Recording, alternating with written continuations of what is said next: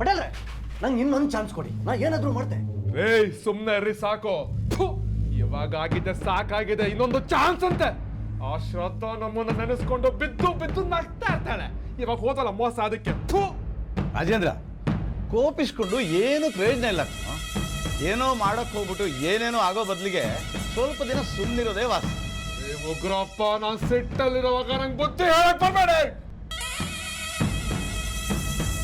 ಸಿಟ್ಟಲ್ಲಿ ಯೋಚನೆ ಮಾಡಿದೆ, ಸಮಾಧಾನವಾಗಿ ಯೋಚನೆ ಮಾಡಿ ನೀನು ಏನಾದರೂ ಹೊಳಿಯತ್ತೆ. ಪಟೇಲ್ರಿ ನಾನು ಹೋಗ್ಲಾ? ತೊಲಗ್ ಹೋಗು ಸಾಯೇ.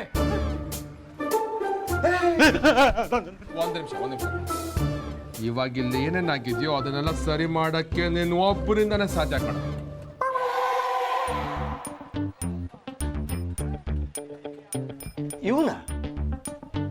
ಇವ ಎಂತ ಮಾಡ್ತಾ?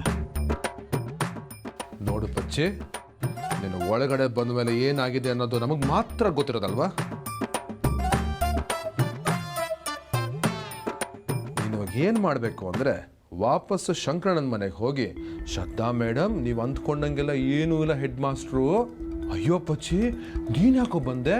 ಶ್ರದ್ಧಾ ಮೇಡಮ್ ಇದೆಲ್ಲ ನಾಟಕ ಯಾಕೆ ಮಾಡ್ಬೇಕಾಗಿತ್ತು? ನಾವು ಅವ್ರಿಗೆ ಸಹಾಯ ಮಾಡೋಣ ಅಂತ ಕರ್ಕೊಂಡ್ ಬಂದಿದ್ದಾಗಿತ್ತು. ಅಲ್ಲಿ ಯಾರೂ ಇರಲಿಲ್ಲ, 100 ಮೂಟೆ ಅಕ್ಕಿ ಬೇಳೆ ಇತ್ತು ಅಂತ ಹೇಳಬೇಕು.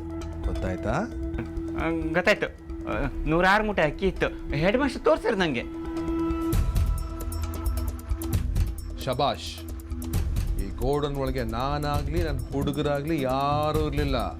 ಅರ್ಥ ಆಯ್ತಾ? ಇದನ್ನೇ ಹೋಗಿ ಹೇಳಲ್ಲಿ.